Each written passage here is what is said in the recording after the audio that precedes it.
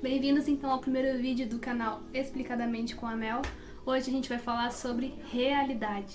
É um assunto que vem despertando o interesse de muitas pessoas desde o início dos tempos, quando a gente começou a se questionar por que quando a gente sonha, a gente percebe uma passagem do tempo diferente do que quando a gente está anestesiado, por exemplo. Da mesma forma que por que quando eu tô cansada, algumas atividades parecem ser muito mais dispendiosas, por que algumas coisas que a gente faz parece que o tempo passa mais rápido do que quando a gente está fazendo sob uma outra perspectiva de humor, ou até mesmo quando a gente já tá de saco cheio e aí tem mais uma coisa para fazer e aí parece que o negócio se estende à beça. Tudo isso então faz parte de como a gente modula a forma como a gente interage e percebe as coisas ao nosso redor. Atividades diversas, como desde subir alguns lances de escada até quando a gente sonha. Então, antes de mais nada, a gente tem que falar de alguns termos para começar a entender esse rolê. O primeiro deles é diferenciar o que é percepção e o que é sensação. Então, a percepção, em termos gerais, seria a gente identificar a realidade como ela é. Então, através de vários sensores que a gente tem no nosso corpo, tanto dentro de nós quanto externos a nós, todos eles captam informações do meio interno e do meio externo. Tudo isso, então, é reconstruído dentro da nossa mente, fazendo com que a gente consiga, então, começar a ter experiências complexas sobre isso e interagir com esse meio.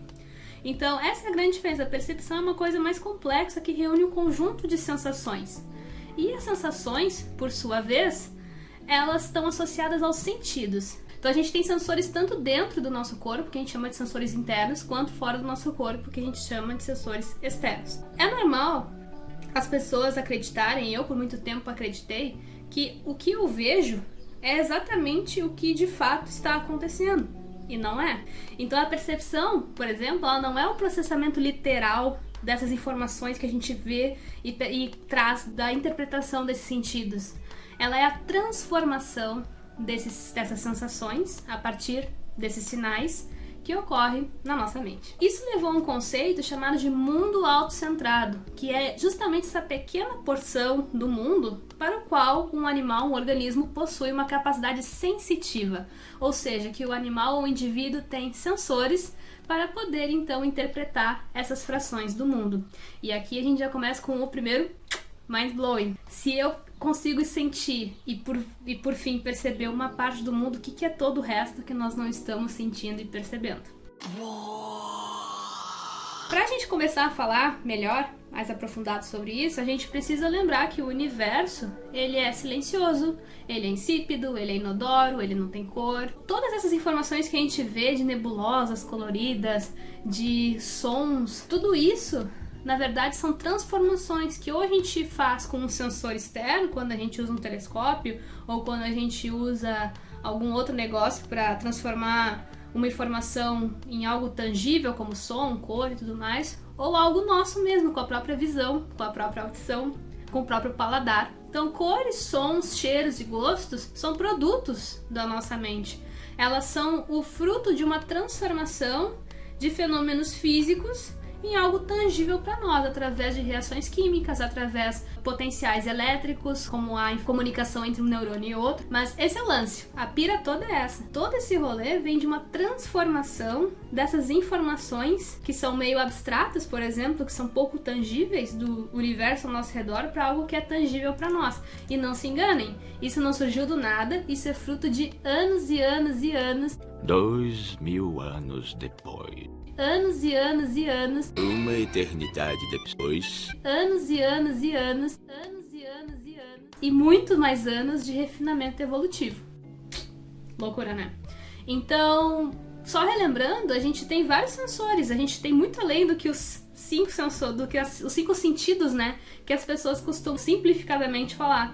Então, além do tato, do paladar, da visão, da olfação e da audição, a gente ainda tem sentidos internos para detectar níveis de oxigênio, níveis de gás carbônico, níveis de glicose sanguínea. Tá, Mel, mas para que isso é importante? Bom, isso pode não ser importante para tu ter consciência sobre isso o tempo inteiro, né? Para tu poder focar em coisas que são mais interessantes para ti. Mas isso é importante quando tu vai planejar, por exemplo, fazer determinadas ações e tu precisa saber se tu tem glicose circulante para isso, para tu não sair queimando o resto de glicose, que é pouca que tu tem, numa atividade que vai demandar muito além disso, não faz sentido nenhum.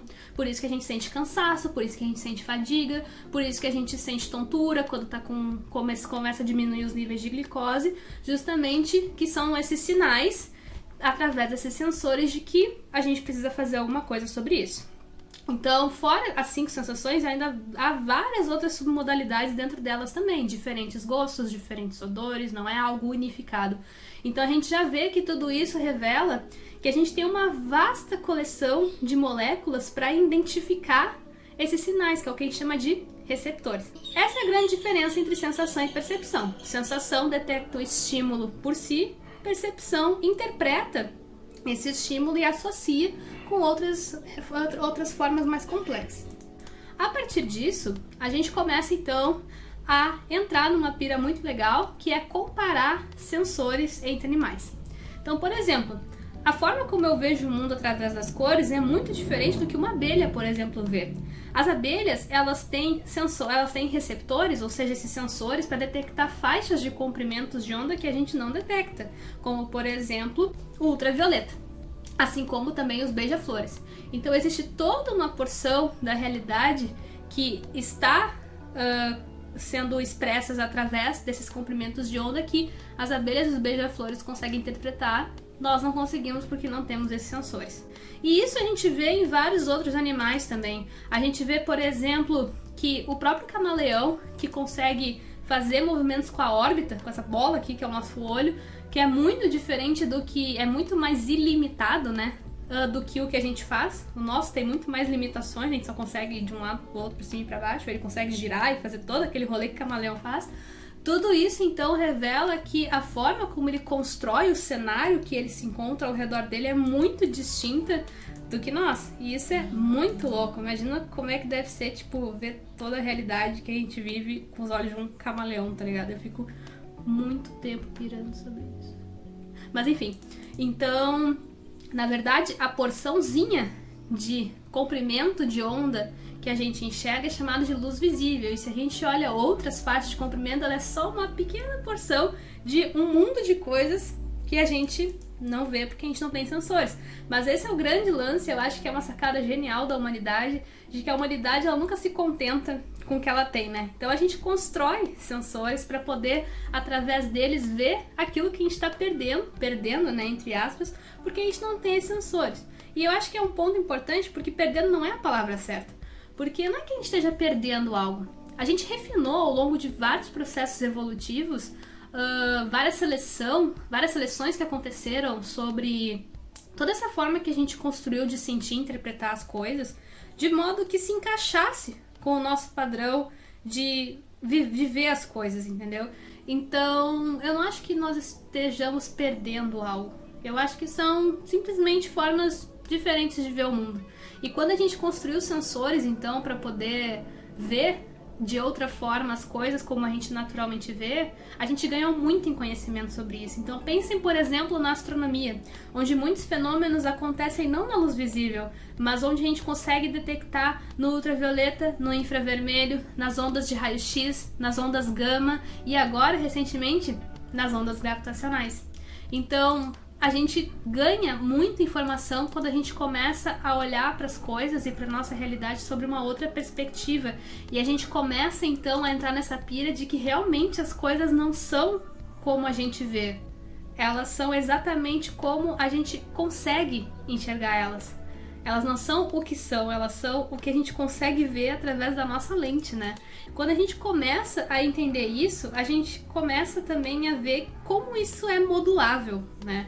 Então, por exemplo, a gente tem uma série de neurônios que são dedicados para fazer a conversão do que tu tá vendo em uma imagem na tua cabeça, certo? Então eles são envolvidos com a visão. Só que essas células que fazem essa conversão, que são os fotorreceptores, elas são na faixa de 130 milhões de fotorreceptores, certo? Então, vamos supor que alguém pensasse, então, a gente tem 130 milhões de células que processam isso. Não, a gente tem bilhões de neurônios envolvidos no processamento visual. Mas se só 130 milhões estão pegando informação e transformando numa imagem, o que esses outros estão fazendo? O que esses outros estão fazendo é justamente construir o que nós vemos. É como se a gente tirasse várias fotos através desses 130 milhões de células receptoras e todas essas outras são encarregadas de juntar umas às outras e construir uma informação dinâmica. E a partir dessa união, a gente consegue atribuir temporalidade e movimento. E a partir daí é que as coisas começam a ficar complexas e mais tangíveis para nós. Sendo assim, o mundo externo ele se encaixa perfeitamente na nossa visão dele, mais ou menos. Com certeza, né, a gente tem um feedback super importante de que sim, porque, por exemplo, quando eu vejo algo caindo no meu pé, eu sinto algo encostando no meu pé, eu tenho esse feedback de que algo realmente caiu no meu pé, então eu tenho esse retorno de que aquilo aconteceu, eu senti tudo certo.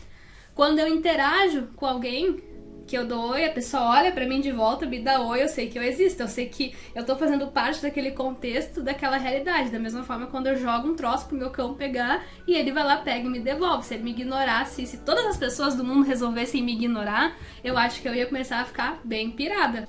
E aí tu pergunta, tá, Mel, mas olha só, então se todas essas coisas influenciam, o que realmente faz com que a gente consiga interagir com o mundo ao redor? Consciência. Consciência é quem faz a interface com essas informações sensoriais e esse ambiente externo e o nosso ambiente interno. Então a consciência é como se fosse o desktop do nosso computador. Então é claro que a gente não precisa, por exemplo, ter acesso a tudo que acontece muito baixo nível no computador, na linguagem de máquina de 0 e 1 mesmo. Mas pelo fato de a gente ter um desktop que tem pastinhas, que tem coisas assim que tornam a experiência muito mais amigável e tangível para nós, a gente consegue interagir com bastante tranquilidade com uma máquina de computador, por exemplo. Então é isso que a nossa consciência faz, ela é como se fosse esse desktop. Ela cria esse cenário ao nosso redor, a gente consegue interagir com todas as coisas que a gente quiser sobre um computador. E isso é muito inacreditável, porque a nossa consciência é altamente também modulável, a gente tem vários estados de consciência, não é só consciente, inconsciente, subconsciente. A gente tem alerta, estado de vigília, a gente tem vários outros estados que a gente conhece e ainda não tem total conhecimento sobre. Então, isso é muito interessante. Se tu tá assustado, se tu tá cansado, se tu tá carregando peso, se tu tá avaliando quão íngreme uma colina, uma montanha é, tudo isso vai fazer com que tu olhe um pouco diferente, sobre uma perspectiva diferente daquela mesma realidade que tu pode olhar várias e várias vezes e concluir coisas diferentes. Acontece quando a gente está mais triste, que a gente enxerga o mundo com um padrão de coloramento do que quando a gente está mais feliz, mais animado, mais excitado. Mensagem final é que essa percepção não é fixa, ela é dinâmica e ela depende da gente. E como nós estamos em constante mudança, essa ótica, essa visão, essa lente que nós temos para perceber ao nosso redor também está. Então o que nós vemos é toda essa construção então que acontece dentro da nossa mente sobre aquilo que está então ao nosso ambiente. A forma como nós interagimos com esse ambiente e a forma como esse ambiente interage com a gente. Então é isso, pessoal. Ser humano, né? Ser um ser humano significa ver o mundo através da nossa própria e constantemente mudando lente.